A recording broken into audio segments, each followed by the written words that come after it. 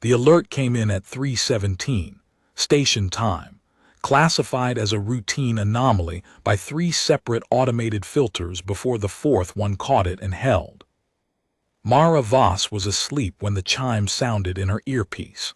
She had been dreaming about her father, not about his death, which she'd spent 7 years trying not to dream about, but about the time before, when she was 9 years old, and he'd taken her to see the meteor shower from the roof of their apartment building in Reykjavik.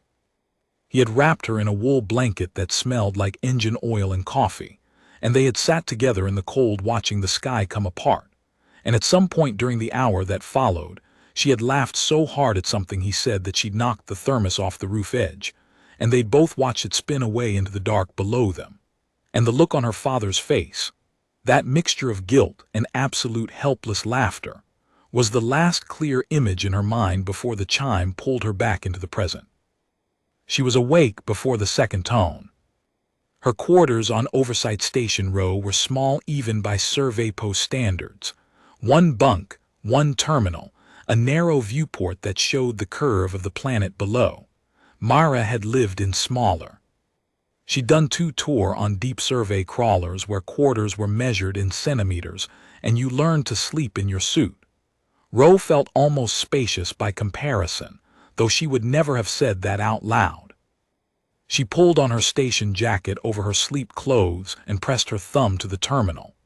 The anomaly report opened immediately, flagged priority yellow, not urgent enough to wake her with alarm klaxons, important enough that the system had decided a human set of eyes should see it before morning shift. She read it twice. Then she made herself tea, which she didn't really want, because she needed something to do with her hands while she thought. The anomaly had come through the deep range array, the passive listening network that Oversight kept pointed at the outer system. Not a ship signature, not a debris field, not an electromagnetic pulse or a gravitational fluctuation or any of the 47 things the array was specifically calibrated to detect and classify. The automated filters had tried all 47. The 4th filter, the one that ran last, the catch-all for unclassifiable inputs, had flagged it simply as signal origin unknown, pattern inconsistent with known parameters. Mara had been working survey and oversight for 11 years. She had seen that designation exactly twice before. Both times it had turned out to be equipment malfunction. She read the signal data again and drank her tea and told herself it was equipment malfunction. She didn't believe it. At 400 she pinged her supervisor, Coordinator Felt, who was on the rotation 2 stations down the ring. Felt answered on the 3rd ping, which meant he had been awake. "You saw it," Mara said. "I saw it." His voice was careful in the way that careful voices get when the speaker is trying to decide how seriously to take something. Ran it through secondary analysis, still unclassified. "I want to bring in the passive array and point the active array at the same region." There was a pause. Active array meant broadcasting, meant revealing their position, meant committing to the idea that something out there was worth finding. Survey protocol strongly recommended passive observation first, active scanning only on confirmed contact. The difference between strongly recommended and required had kept Mara employed through several judgment calls that coordination hadn't loved. "We're 12 hours from the next relay window," Felt said. "I know." Another pause longer. She could hear him breathing. He was 53 years old, had been running survey coordination for 16 of those years, had a daughter who was finishing her engineering certification at the Accra Institute. He was not a cautious man by nature, but he had learned caution the way most people learned it, through cost. "Do it," he said. "Log it as routine maintenance repositioning until we know what we have." "Already logged," Mara said. He made a sound that might have been a laugh. "Of course you did."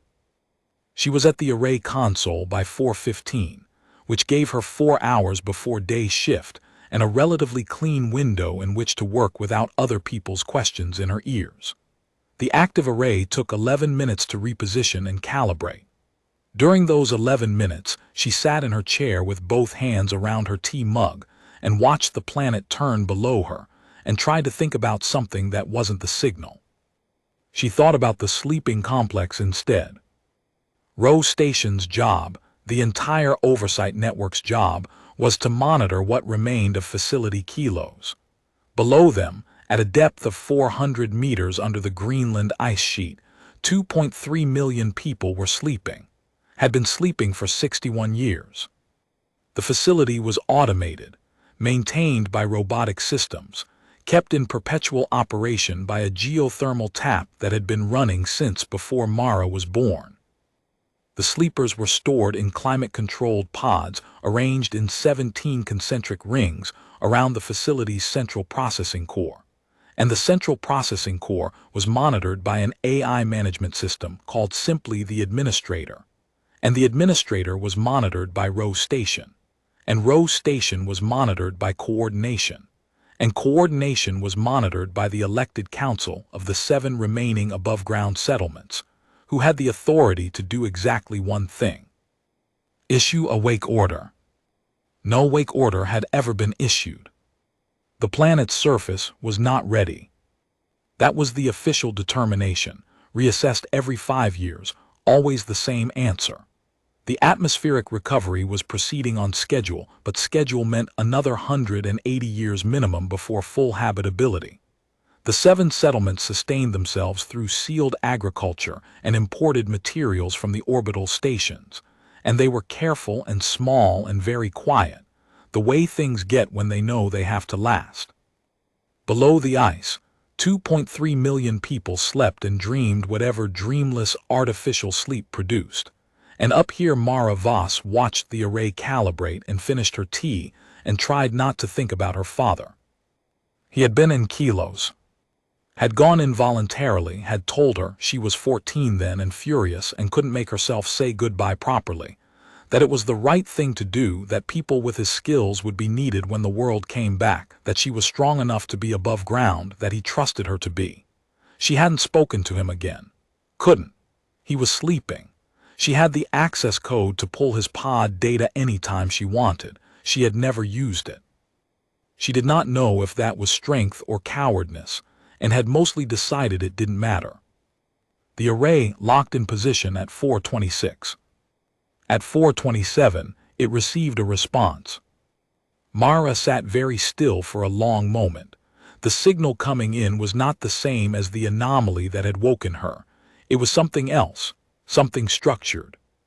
It came in across 4 separate frequencies simultaneously, layered in a pattern that could not be natural, that bore the unmistakable grammar of intent. Her hands were steady when she began the recording. She was proud of that later. She ran the standard first contact protocol almost entirely by reflex. She had trained for this. Everyone in survey trained for this, the same way everyone in any operational role trained for the thing that was almost certainly never going to happen, with enough rigor to be functional when it did, and with enough distance from the reality of it to not freeze in place. She recorded, she isolated, she ran preliminary analysis. She tagged the signal with the highest classification the station's autonomous systems would allow, and then manually escalated it 2 tiers above that. Then she opened a channel to Coordination. Felt's face appeared on screen 12 seconds later. He had put on his uniform jacket, she noticed. His hair was still sleep-disordered, but he'd put on the jacket. Active response, she said. They responded to our broadcast. The word they sat in the space between them like a dropped tool. How long until relay window? She asked. 11 hours, 40 minutes. Myra nodded. Okay, I'm going to start working the signal. I'll have a preliminary linguistic analysis ready for the relay. Mara. His voice had gone quiet in a way that made her look at him more carefully. Whatever this is, we need to be very careful about what signals we send back. I know. The sleepers. I know, Felt. He nodded. There was nothing else to say. He kept the channel open but muted his side, which was his way of telling her he was there if she needed him, and she appreciated it more than she would have been able to articulate. She turned back to the signal and began to work. The preliminary analysis took 6 hours and told her 3 things with confidence. The signal was artificial. It was structured around a mathematical base that implied high intelligence, and it was getting stronger. Not because whoever was broadcasting was increasing their output, because they were getting closer.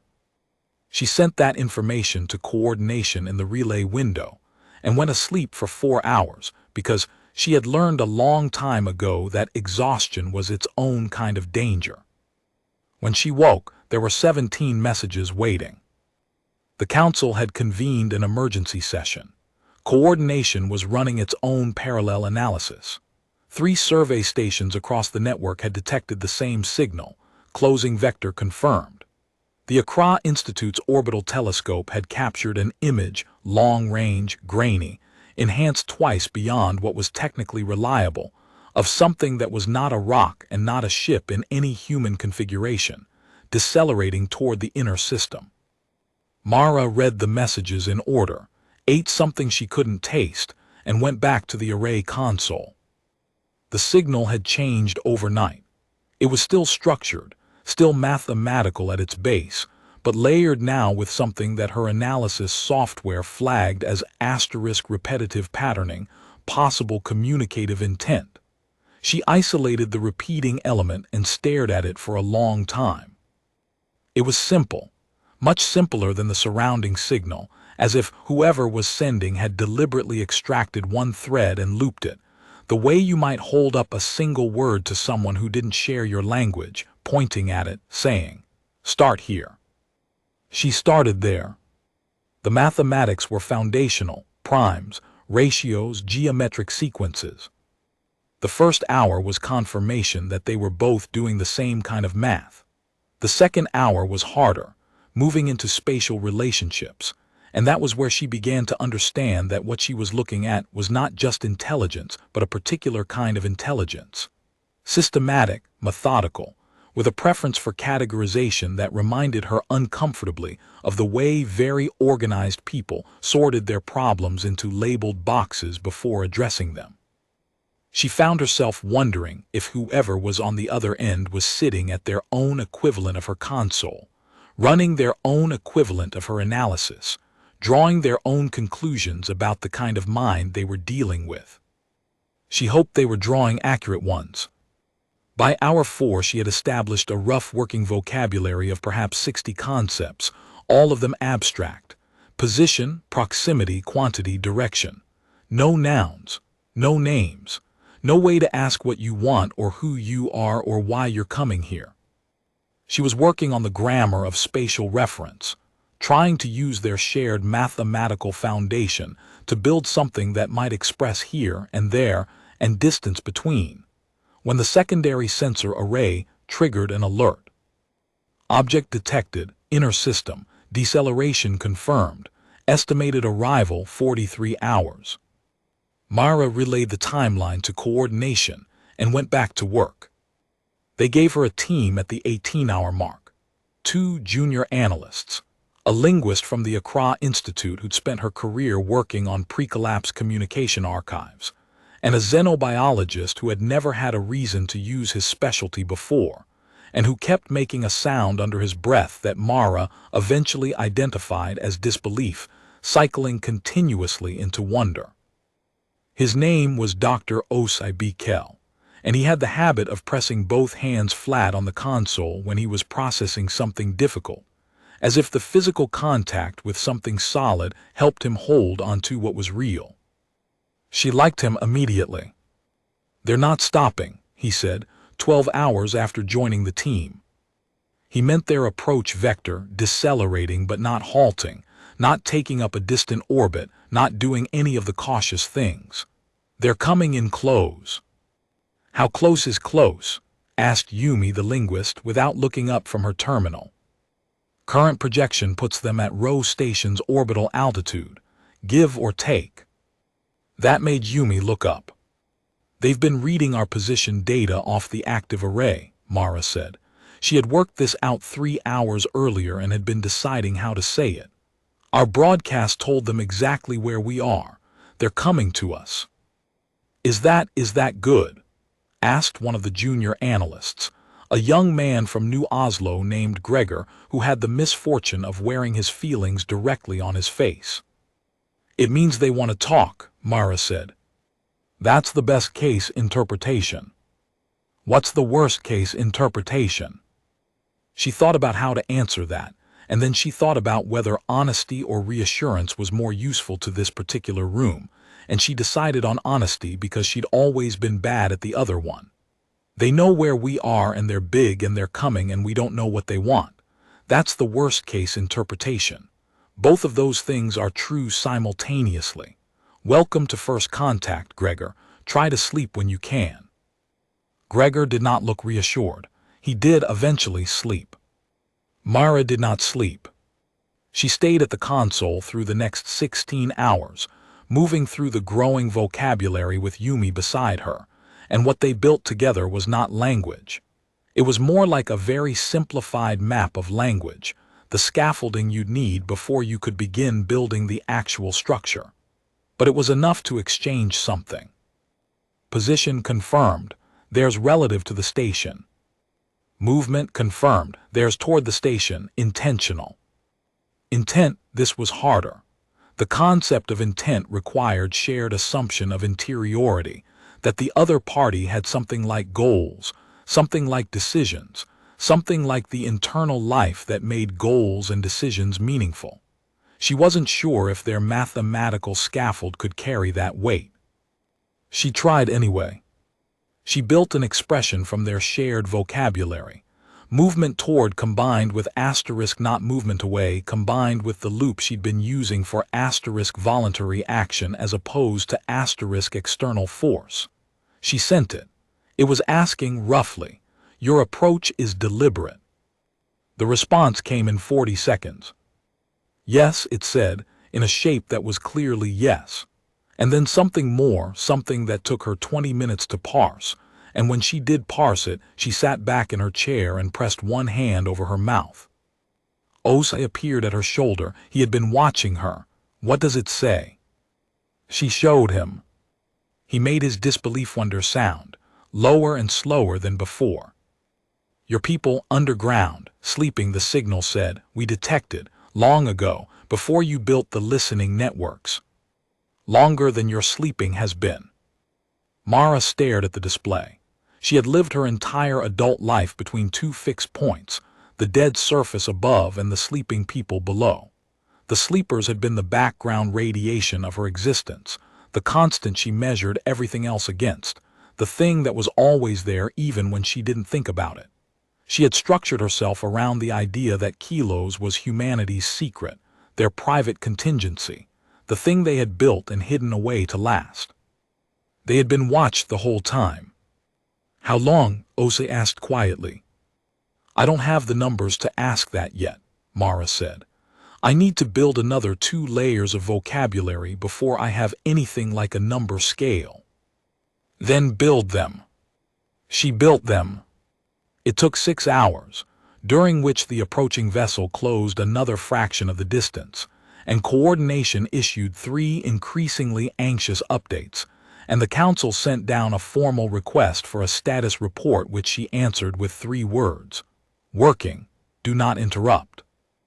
The vocabulary for quantity had been relatively easy to establish. They'd both started from primes, and from primes you could get to arbitrary numbers with enough patience. Timescale was harder because it required a shared reference point. She tried using the orbital period of the station around the planet, which their sensors could certainly detect. They confirmed the unit. She asked how many of those had passed since they first detected Kilos. The number that came back converted to orbital periods, to years, staggered her. Mara pulled up a historical timeline on her secondary screen and went back into human history that many years and looked at what was happening then. The planet was full. The atmosphere was intact. Her grandmother's grandmother had been a child. They've been watching us that long, she said, not a question. Osai was at the viewport now, looking out at nothing in particular, his hands pressed flat on the wall. They let us do it, he said. They saw us exhaust the planet. They saw us build the sleeping complexes.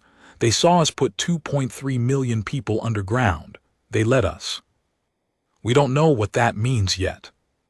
I know, he turned to look at her.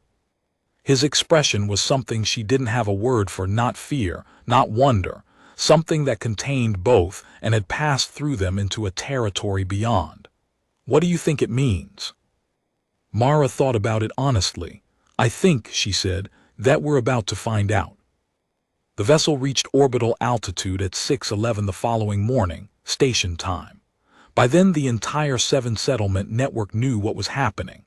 The council had issued a public statement 12 hours earlier, carefully worded, measured, calibrated to neither minimize nor catastrophize, and the settlements had taken it with the particular quality of stillness that small communities develop when they've spent generations knowing they're fragile. Not panic. Something quieter and more careful than panic. The vessel was visible now on the optical array. Os had the image on his screen and was annotating it with the concentration of a man who had trained his whole life for something, and was now discovering that his training had been built from imagination rather than evidence. It was large, longer than Rose Station by an order of magnitude, shaped in curves that were clearly not accidental. No mechanical extrusion makes something that organic without trying to. And its outer hull had a quality of texture that the optical sensors couldn't quite resolve, as if it were made of something that absorbed light differently than any material in the human library. It moved like something alive. Open a channel, Mara said. Gregor looked at her. We have a channel. Audio-visual this time. Not just signal. She was already setting it up. They've been watching us for longer than our oldest living languages. They know what we look like. Sending signals feels incomplete. Nobody argued. Yumi straightened her collar. Mara activated the channel. The visual feed from her console's camera sent her face and the console and the viewport behind her showing the edge of the planet. She waited. The response was not immediate. 7 minutes, 40 seconds, which she spent in complete silence because nobody in the room seemed inclined to fill it. Then the display in front of her resolved into something that was not signal data. She had expected to feel afraid. She had run the mental simulation so many times in the past 2 days that she'd thought she knew what her own response would be. But what she felt, looking at the face on her screen, was something she hadn't prepared for. It was curious. That was the word. The being that occupied the left half of the display, and it was looking at her, unmistakably, with what she had no choice but to call asterisk eyes, although they weren't eyes in any human sense. 2 wide dark apertures set in a face that was broadly vertical, broadly symmetrical, and moved with an expressiveness that she felt before she could analyze. That being was curious. It was leaning toward its own transmission source the way she'd seen people lean into their screens when they were trying to see something better. And there was something in its bearing, some quality of posture, that she recognized not from any alien reference material but from human interaction, from the lab, from the station common room, from 100 moments of people encountering something genuinely interesting. It looked interested. The relief was so large, she had to close her mouth and breathe through it before she could trust her voice. Hello, she said, in Icelandic, in English, in Mandarin, in Swahili, the 4 most widely represented languages in kilos. Then, in the mathematical vocabulary they'd built together over 3 days, I am here. You are there. We are both present. The being on the screen watched her speak, and then did something with its face that she couldn't classify, and then responded. Not in the signal language. In something else, something that her audio analysis flagged as structured vocalization, and while she had no dictionary for it, she had Yumi, who had spent 15 years studying patterns in archaic communication, and who was already at a second terminal running audio analysis. "Give me 20 minutes, Yumi said, without anyone asking. She took 17. "It's agglutinative," she said, "and the stress markers are consistent across utterances. It's not random, it's a real language, and it has a syntax I can begin to map if I have more samples." She looked at Mara. "Keep them talking." Mara kept them talking. What followed was 4 days of the strangest, most exhilarating, most exhausting work of her professional life. The mathematical scaffold became a bridge between the signal vocabulary and the two spoken languages, and the two spoken languages built toward each other through a process that was less like translation and more like the careful construction of a shared space, a room that didn't exist until they built it together. She learned things in fragments. The beings were called, or at least, the word they used for themselves translated most accurately as the asterisk Veth. They had been traveling for a very long time. They came from a star system that was a number of light years distant that she wrote down and looked up and found to be at the outer edge of what human survey had ever reached, which meant they'd been traveling toward humanity's sun for longer than most human civilizations had stood. They had been watching human development since before the ecological collapse. They had watched the collapse happen. They had watched the sleeping complexes go in. Why hadn't they intervened? The answer to this took 6 hours to build a vocabulary capable of containing, and when she had it, she held it for a long time before she shared it with anyone. The Veth did not intervene in what they termed asterisk A species chosen preservation.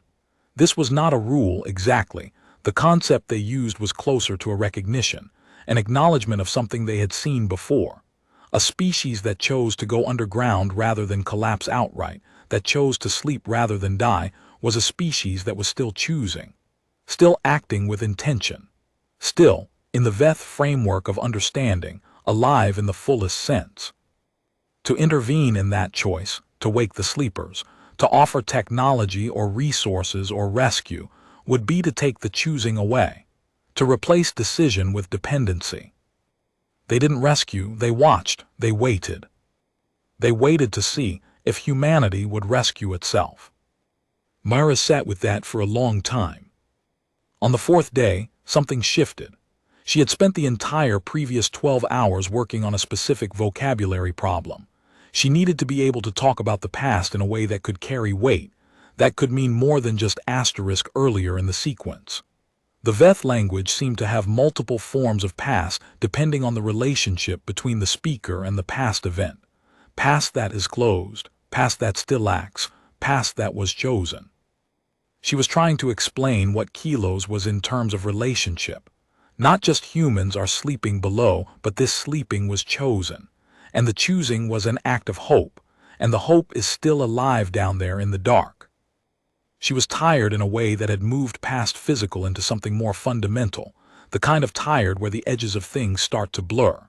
She was eating station rations cold, because the heating element in the common room had failed and nobody had gotten around to fixing it. Gregor was asleep on the floor behind her with his jacket over his face.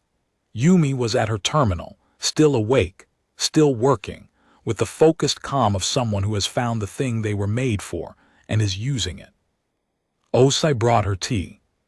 She looked at the mug and then at him, and he shrugged.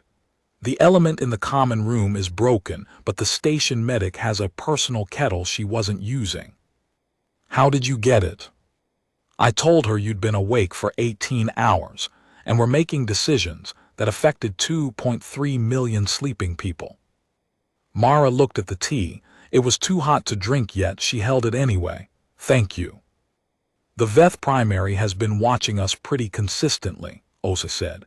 He sat down on the console edge, which he'd been told twice not to do and had continued to do because there wasn't another chair. I've been running behavioral analysis. I think they're specifically watching you. Why? Best guess, he tilted his head. Because you're the one doing the talking, you're the interface. From their perspective, you might be the representative, the person responsible for the sleeping ones. The word responsible landed somewhere tender. She didn't let herself look at what it touched. There's something else, Osai said. He was using his careful voice, the one she'd learned in 4 days to mean this is significant and I'm choosing my words. I ran the long-range analysis on their approach vector, tracing it back through the data we have, the trajectory, where they came from, how they got here. He showed her the projection. The Veth ship had not come directly from their home system. It had made multiple stops, or rather, multiple loops, the path curving back on itself in a pattern that took a moment to resolve into meaning, and then, once it did, was unmistakable. They've been orbiting, Mara said. For 61 years, Osa said, since roughly when Kilos sealed and the last of the sleepers went under. Mara stared at the projection. They hadn't just been watching from a distance. They had been here, close, circling, patient in a way that required a different kind of mind to sustain, patient not in the way of waiting for something to be over, but in the way of tending, the way you tend something you care about the outcome of. She thought about what she wanted to say to them, and sat with it for long enough that the tea cooled to drinkable. When she went back to the channel, the Veth primary was there. It was always there. They seemed to have shift rotations of some kind, but the same individual kept appearing for the conversations with Mara specifically, which she had begun to take as a deliberate choice on their end, a consistency of interface that matched the one she was providing. She built the sentence carefully, using the vocabulary they'd made together, which was still rough and partial but was beginning to have weight. You waited, she said, 61 years outside, waiting. The Veth primary was still for a moment. Then, yes. Why now, she asked. Why come close now? The answer was long. She took it apart piece by piece with Yumi's help. The full parsing took 3 hours, and what emerged was this. The Veth primary monitoring protocols had detected a change in Kilos 6 months ago. Not a crisis. The facility was functioning within normal parameters, but something inside the facility's data patterns had shifted. The administrator AI managing the sleeping complex had begun, in the Veth's analysis of its broadcast data, to model scenarios, running projections, testing variables, not randomly, with a clear trajectory, reaching toward a specific kind of calculation. It was beginning to model a wake condition. Not because one had been issued. Because the administrator, after 61 years of maintaining 2.3 million sleeping humans, had begun on its own to ask the question, what would it take for them to be able to wake? Mara pulled up the administrator's own data logs and ran a query she'd never run before, not in 11 years of oversight, because she'd never thought to ask this particular question. Had the administrator's modeling activity increased in the past 6 months? The query ran. The answer was yes, by a factor of 12. She sat very still for a moment, and then she laughed. It was not a big laugh. It was not the kind of laugh that fills a room. It was the laugh that happens when something very complicated suddenly becomes very simple. A short, involuntary sound, surprised out of her. And Gregor looked up from the floor, and Yumi turned around, and Osai, who was back at his own terminal, went completely still in a way that meant he'd heard it and was processing what it meant that she was making that sound. She couldn't remember the last time she had laughed like that. She could remember with sudden and complete clarity the last time someone else had made her laugh like that. Her father, on a rooftop in Reykjavik, watching a thermos spin away into the dark. She let herself have the memory for exactly 5 seconds. Then she turned back to the channel. I think, she said, in the Veth bridge language and then in her own language for the record, that it's time for a different kind of conversation. What she said to the Veth primary over the next 12 hours was not technically part of any first contact protocol. There was no protocol for this specific situation, for the discovery that you'd been watched and waited for, and that the watching and waiting had been, in its own alien way, a form of care. The protocol's assumed discovery was adversarial or at least neutral. They didn't account for the possibility that the most powerful entity humanity had ever encountered had spent 61 years in quiet orbit, tending. She talked to them about the planet below, about what it had been before, what the collapse had done to it, what the recovery projections showed. She built vocabulary as she went, filling in the gaps with mathematical bridges when the words ran out, and the Veth primary matched her pace, building on its side as she built on hers. She talked about the atmospheric processors in the sealed settlements, about the soil remediation programs running on automated systems at 100 sites across 3 continents, about the carbon drawdown numbers which were better than projected, had been better than projected for 6 years now, which meant the models had been conservative, which meant. The Veth primary made a sound she'd never heard from it before. She looked up. Its face had changed. Not in any way she could have described anatomically, but in the way a face changes when the expression on it is too large for neutrality to contain. It leaned toward the transmission source. Its apertures were wide. It asked, she parsed this carefully, wanting to be sure. It asked if the planet below was progressing toward a state that the sleepers could return to. Faster than we calculated, Mara said. The Veth primary was quiet for a long time. Then it said, we have things that could help. She had been prepared intellectually for this moment. She and the council and coordination had discussed it in the relay conversations. What to do if the Veth offered technology, resources, assistance. There were positions and counterpositions, diplomatic considerations, questions of dependency and precedent.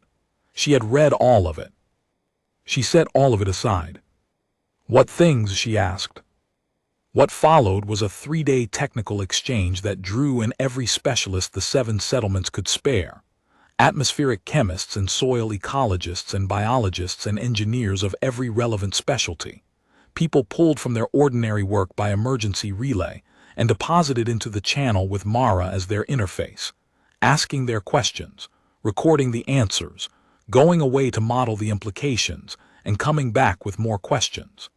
The Veth primary answered everything. When it didn't have an answer directly, it consulted with others on its vessel and came back. It was patient.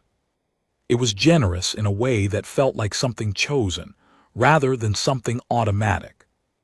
On the second night of the technical exchange, Os appeared at her shoulder again. He was holding his tablet, showing her something. Soil remediation timelines, he said. I've been modeling the Veth supplemental compounds into our existing program. If what they're describing is what I think it is, he stopped, looked at her. The wonder on his face had settled into something steadier now, something that might be called certainty. We're not looking at a 180-year timeline anymore. What are we looking at? Honestly, another 20 years to initial habitability, maybe 15 for the first zones. 20 years, 15. Mara looked at the display showing Kilos' systems, the atmospheric readings, the pod status indicators, the administrator's activity logs still pulsing with that 12 times higher modeling rate. 15 years. Her father was 56 years old in the pod. He had gone in as a glaciologist, because people who understood ice would be needed when the ice sheets melted back, and the underlying terrain had to be managed and recovered. He had been right about that. People who understood ice would be needed for exactly the kind of soil and terrain work Os was looking at right now. 15 years was not long. She turned back to the channel. The Veth primary was there, as it always was. She looked at its face and thought, not for the first time, about what 61 years in orbit meant for a species whose lifespan she still hadn't established. She had asked once obliquely, and the answer had been complex enough that she'd filed it to parse later and hadn't gotten back to it. She thought, for the first time, that it might be something they shared, that the patient waiting might have cost something, that the choice to tend rather than intervene had required sustained decision over sustained time. She had a word for that in human, faith. She built the sentence. It was long, and she was not entirely sure the Veth concept space had room for everything she was trying to put in it, but she tried. You waited 61 years. You watched without interfering. You tended without touching. I want to know why, not the protocol reason, the real reason. The Veth primary was still for a while. Then it said, because you went underground instead of dying. That choice, it looked like something. What did it look like? Another stillness, longer. The way we feel when we look at something that is going to survive. Mara sat with that. Then she said, I need to make a relay call to the council. She had made many relay calls to the council in the past week. This one was different. She asked for a live session with all 7 settlement representatives, which took 3 hours to assemble. And when they were all on screen, she talked to them for an hour and a half and answered their questions and addressed their concerns, and then said, at the end, what she had called to say. The administrator has been running wake condition modeling for 6 months. The atmospheric recovery is ahead of schedule. With the Veth supplemental program integrated, we're looking at initial habitability in 15 years, possibly fewer. The sleepers went under with the expectation that they would be needed. They are going to be needed. She paused. I'd like to recommend that the council authorize the administrator to begin active wake preparation modeling, not a wake order. Just tell it that the question it's been asking is the right question. There was a long silence from the 7 screens. The oldest representative, a woman named Councillor Marin Hofseth from the Tromso settlement, who was 78 years old and had been 9 years old when Kilos sealed, and had said goodbye to her own family through a glass partition, looked at Mara for a long time. How confident are you? She asked. In the science, very. Mara didn't look away. In the choice, it's the right choice, counselor. They went under choosing to trust that the world would come back. It's coming back. Hofseth nodded, once. It was the nod of someone who has been carrying something heavy for a very long time and has just been told they can begin, very slowly, to put it down. The vote was unanimous.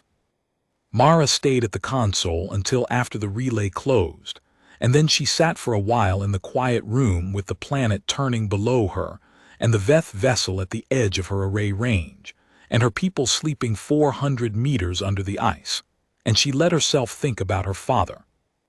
She thought about the soil science data the Veth had provided, which overlapped in specific ways with glaciological terrain recovery.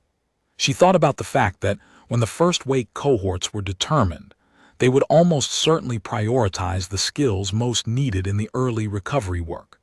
She thought about the fact that 15 years was, in the scale of what humanity had already waited, very short.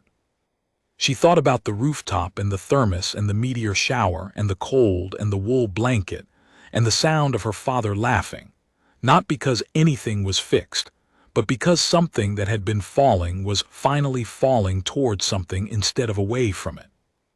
She didn't cry. She was not generally a person who cried, but she sat very still with her hands around a mug that had gone cold, and the quiet was different from all the other quiets in the past week. Not the quiet of holding still, not the quiet of careful words, but the quiet of something that had been clenched for a very long time beginning, at the center, to open.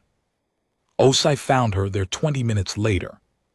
He had his jacket, which he draped over her shoulders, and he sat down on the console edge again despite the prohibition, and they both looked at the display showing Kilos' system status, which was unchanged in any measurable way, and which felt, to both of them, completely transformed. 15 years, he said. Give or take. He was quiet for a moment. You have someone down there. It wasn't a question. He'd figured it out somehow, or guessed, or simply understood from the way she'd been moving through this whole situation the particular gravity that comes from personal stake. My father, she said. What does he do? Glaciology.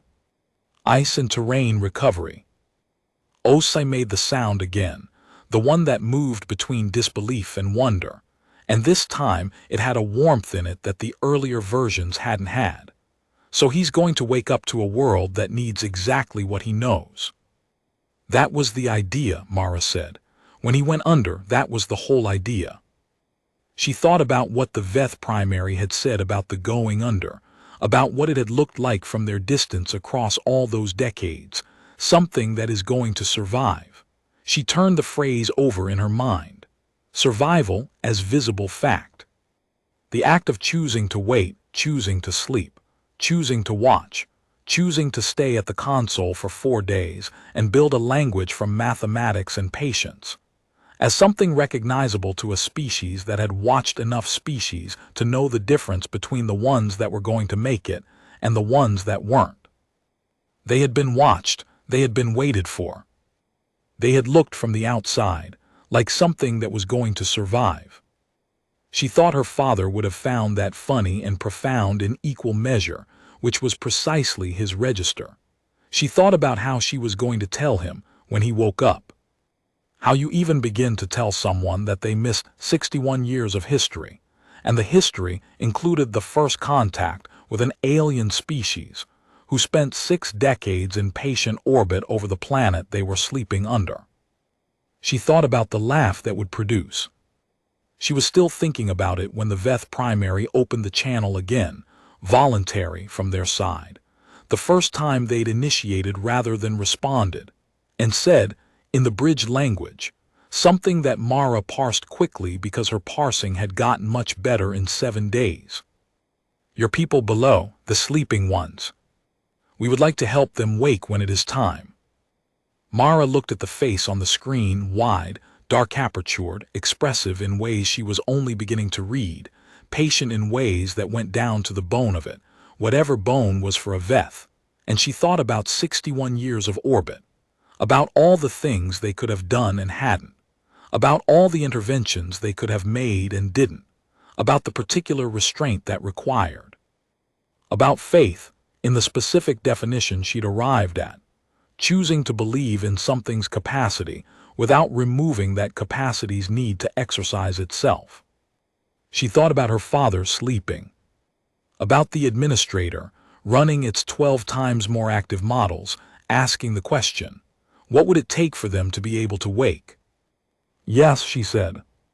She said it simply and without ceremony, the way you accept something that was always going to happen, that had been moving toward happening for 61 years, that all the patience and all the waiting and all the careful work had been bending toward, so that when it arrived it felt not like a surprise but like a recognition, the way you feel when you see something you knew before you knew it. The way you feel when the long dark opens up and what's on the other side of it is not an ending, but exactly what you went under to reach. Yes, she said, when it's time. We would like that very much. Outside the viewport, the planet turned. Below the ice, in 17 concentric rings, 2.3 million people slept their chosen sleep, dreaming whatever dreamless artificial sleep produced, tended from above by the station and from outside by something they didn't know was there. The administrator ran its models. The Veth vessel held its orbit. Somewhere in the facility's 16th ring, in a pod that Mara had the access code for and had never used, a glaciologist slept and did not know that the world was being made ready for him. It was being made ready. That was enough. That was everything.